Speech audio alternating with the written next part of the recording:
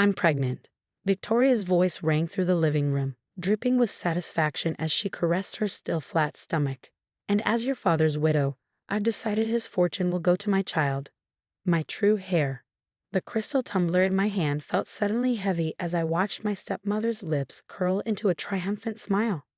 The same living room where I'd spent countless evenings with my father now felt foreign, filled with relatives who shifted uncomfortably in their seats.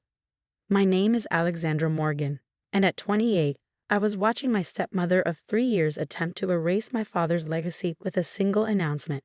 Dad had passed away 6 months ago, and Victoria had wasted no time asserting her control over everything he built. Alexandra, she said, my name rolling off her tongue like something distasteful. I know this might be difficult for you to accept, but surely you understand that your father would have wanted his grandchild to inherit everything. I met her gaze steadily, though my heart was pounding.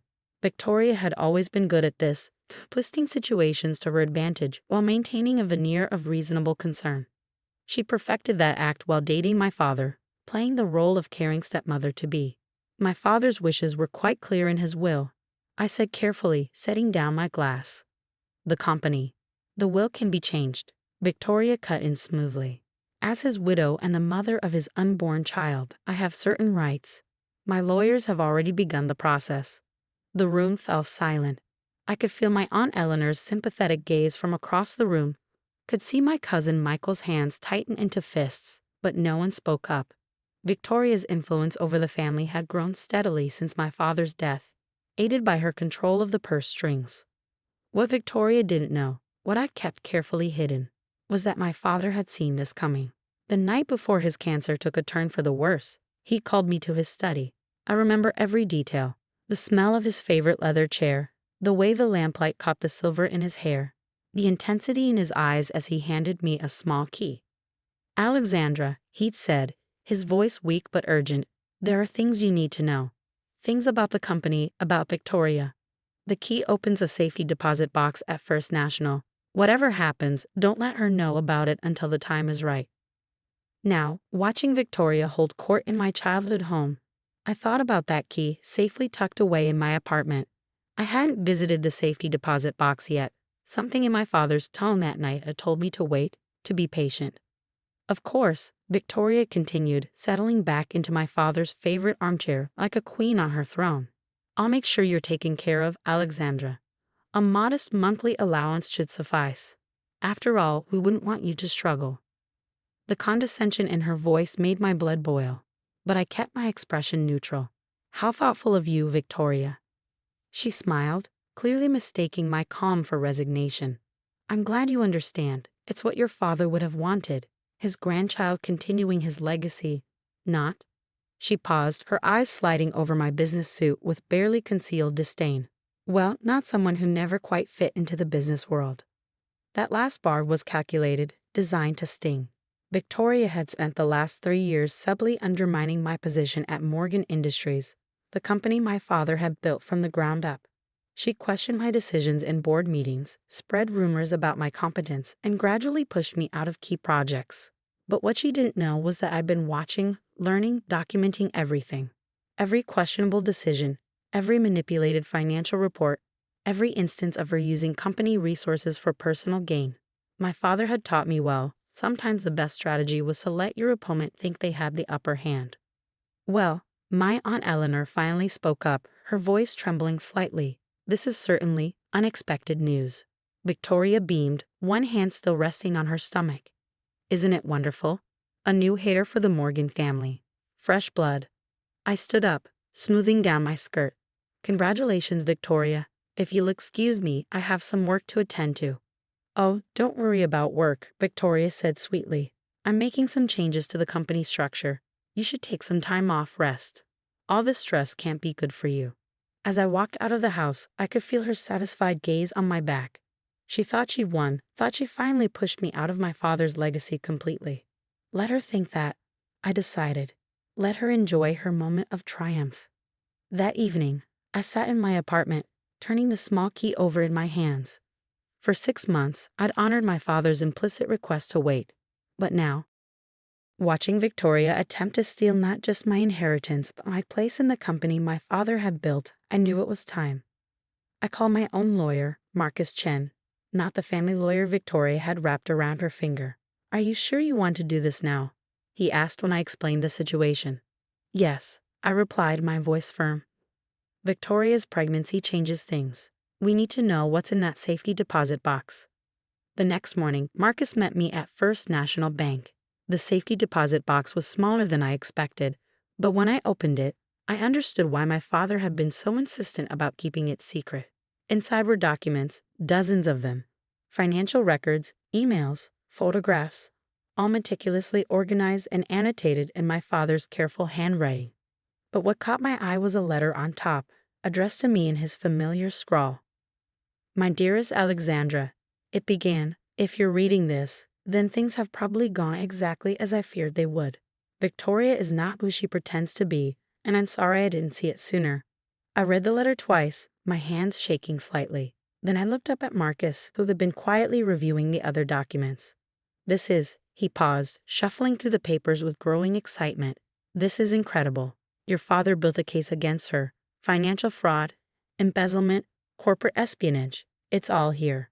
I nodded, remembering the last time I'd seen my father alive, the knowing look in his eyes when he'd given me the key. He'd known Victoria would try to take everything, had prepared for it even as cancer was stealing his strength. "There's more," I said, pulling out another document from the bottom of the box. "Proof that she's done this before.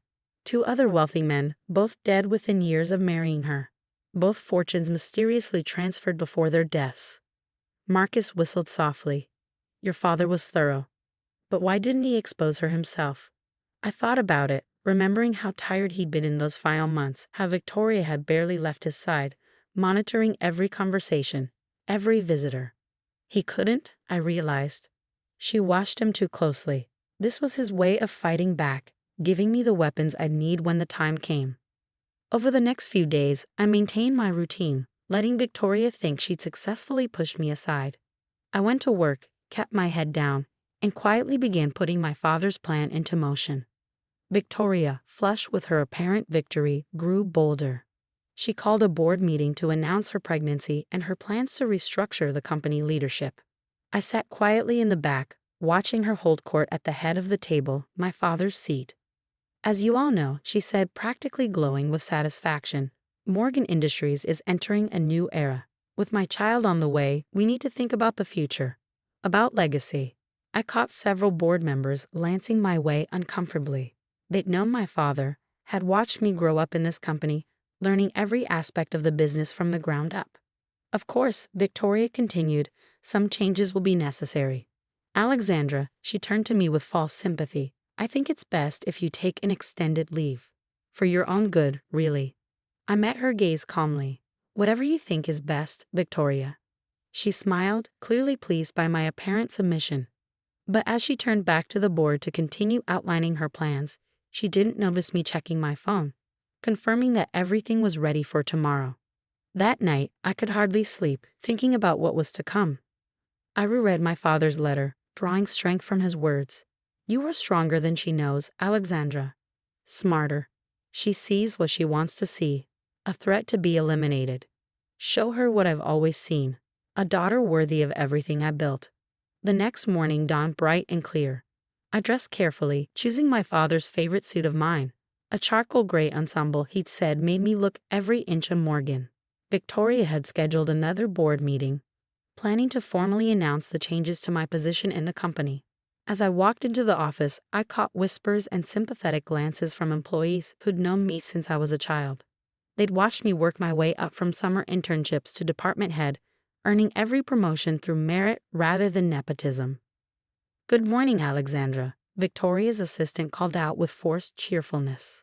"The meeting's been moved to the main conference room to accommodate additional attendees."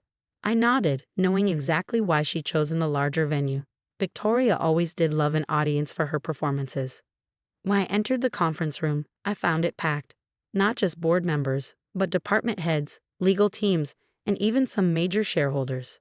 Victoria sat at the head of the table, resplendent in a designer maternity dress that probably cost more than most employees' monthly salary. Alexandra, she said, her voice carrying across the room. I'm so glad you could join us for this transition meeting.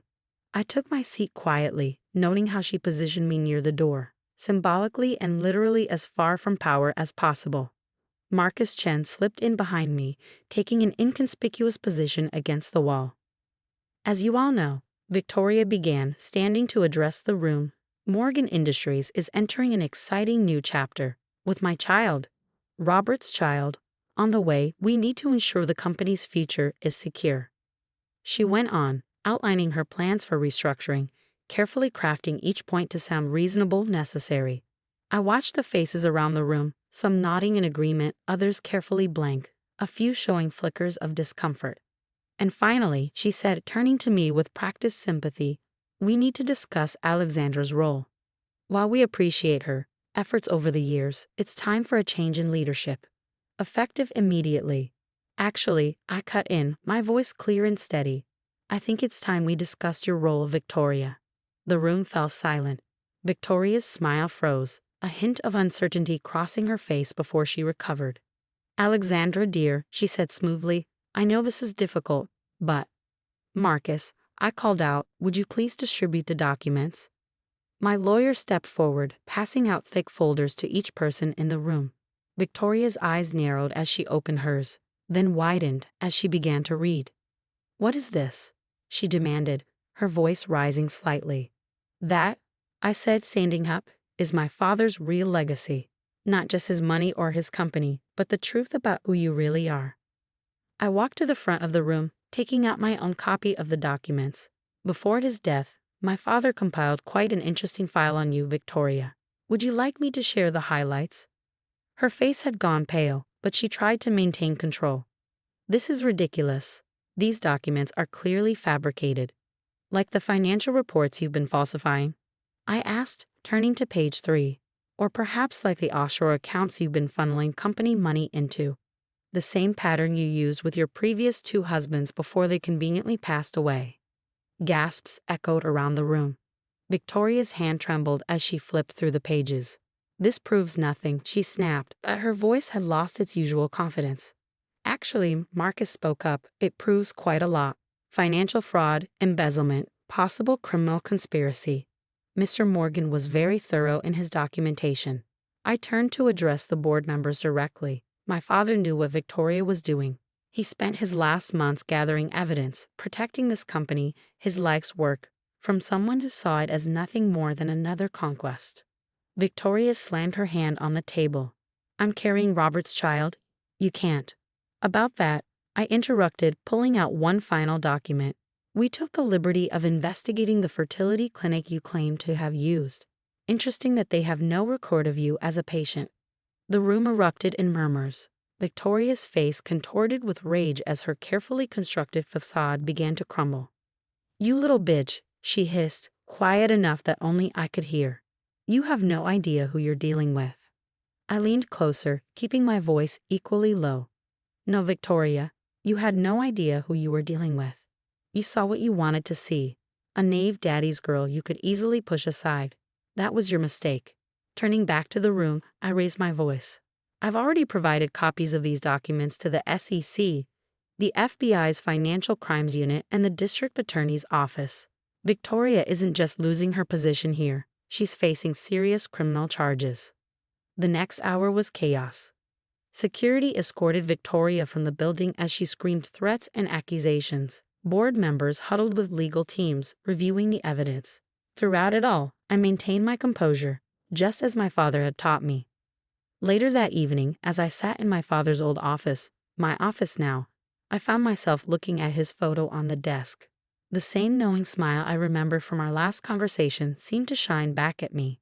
You were right, Dad, I whispered, running my fingers over the frame. She never saw it coming. The weeks that followed were intense. Victoria was arrested trying to board a private plane to a non-extradition country. The pregnancy was revealed as a complete fabrication, just another tool in her manipulation arsenal. The investigation uncovered even more than my father had found. A pattern of fraud and deception stretching back years. 3 months later, I sat in a courtroom watching Victoria being sentenced for her crimes. She'd lost everything. her freedom, her stolen wealth, and most importantly, her power over my father's legacy. As security led her away, she turned to glare at me one last time. I met her gaze steadily, thinking about how different things might have been if she actually seen me for who I was instead of who she assumed I was. The company recovered quickly once the truth came out. Employees and board members rallied around me, many admitting they'd had doubts about Victoria but had been afraid to speak up. Under my leadership, Morgan Industries not only stabilized but began to grow in new directions. 1 year after Victoria's downfall, I stood at my father's grave, placing fresh flowers beside his headstone.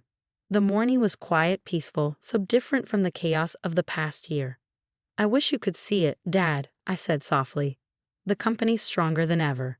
Your legacy is secure. And I finally understand why you always told me that knowledge was more valuable than money." I touched the smooth stone, remembering all the lessons he taught me. About business, about people, about patience and timing. He'd known that Victoria would try to take everything, but he'd also known that I was strong enough to stop her. As I walked back to my car, my phone buzzed with a text from Marcus. Another of Victoria's hidden accounts had been discovered, and the recovered funds would be returned to the company. I smiled, thinking about how she underestimated not just me, but the power of a father's love and foresight. Back at the office, I settled into my chair, my father's chair, and looked out over the city skyline. A photo on my desk caught my eye. Me at age 7, sitting on my father's lap in this very office, both of us laughing at some forgotten joke. Victoria had thought his legacy was about money, about power and control. She'd never understood that his true legacy was what he'd built in me: strength, wisdom, and the patience to wait for the right moment to fight back. The intercom buzzed, my assistant announcing the start of another board meeting. I gathered my papers, straightened my jacket, and headed for the conference room. The company needed me, and I was ready, just as my father had always known I would be. As I walked into the meeting, I caught my reflection in the window. For a moment, I saw what my father must have seen all along, not just his daughter, but his true heir, capable of protecting and building upon everything he created. Victoria had thought she could erase me from my father's legacy. Instead, she'd forced me to prove just how much of his daughter I really was, and that, in the end, was worth more than any inheritance she could have stolen.